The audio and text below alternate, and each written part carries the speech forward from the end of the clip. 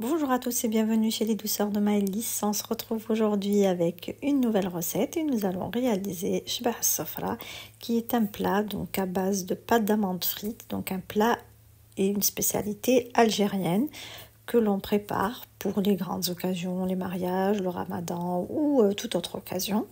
Donc là, on va préparer uniquement la pâte d'amande frite et puis dans une prochaine vidéo, je vous préparerai la sauce et la suite de la recette. Donc là, on commence par la préparation de notre pâte. Donc ici, pour la recette, nous aurons besoin donc d'une mesure. Et cette mesure, donc c'est soit un verre, un bol, ce que vous voulez.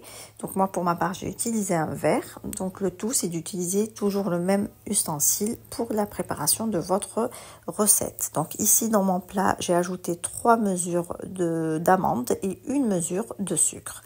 Je mélange bien les ingrédients ensemble. Alors, ici, moi, ma mesure m'a donné à peu près 25 pièces de taille moyenne, voire petite. Donc, si vous voulez avoir des pièces plus grandes ou une quantité plus grande, à ce moment-là, vous doublez les quantités.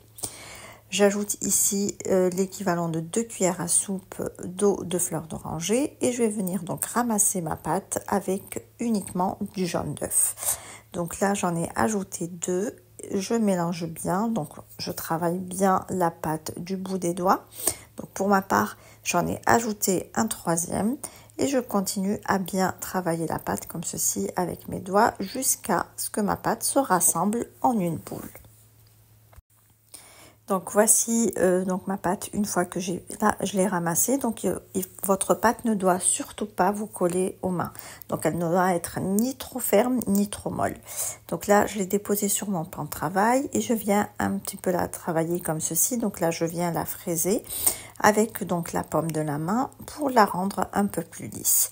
Donc là je la travaille comme ceci et je répète l'opération à peu près 5 fois.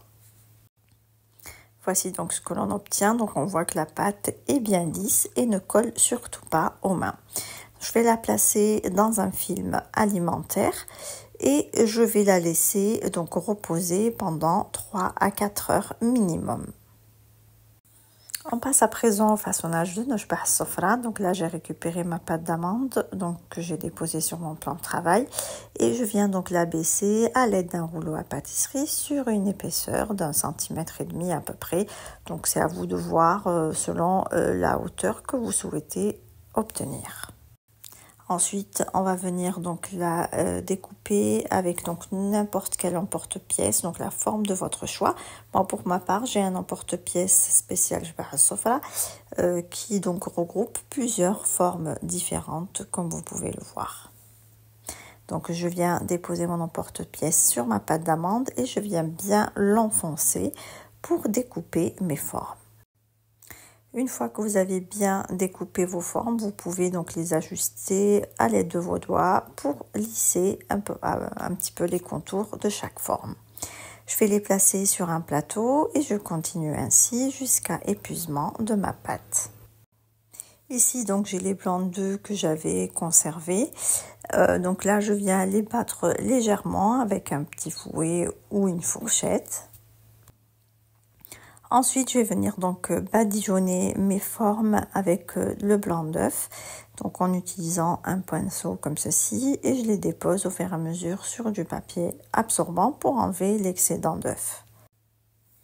On va donc commencer la friture de nos pâtes d'amande. Donc là, j'ai fait chauffer un bain d'huile.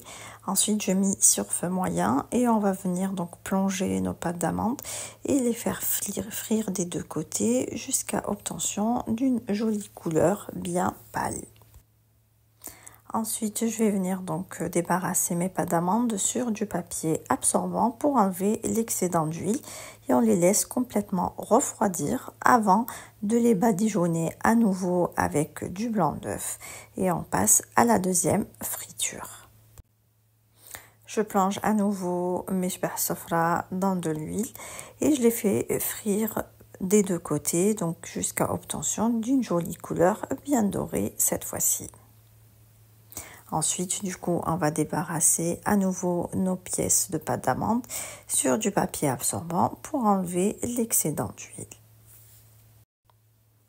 Et voici le résultat de mes mishbah sofra. Donc si vous cuisinez votre plat tout de suite, vous pouvez donc les ajouter en fin de cuisson.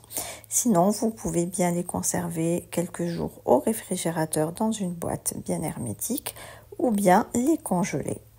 Ici, on arrive à la fin de notre recette. J'espère que celle-ci vous a plu. En tout cas, si vous avez aimé, laissez-moi un like et vos avis en commentaire et n'hésitez pas à partager la vidéo autour de vous.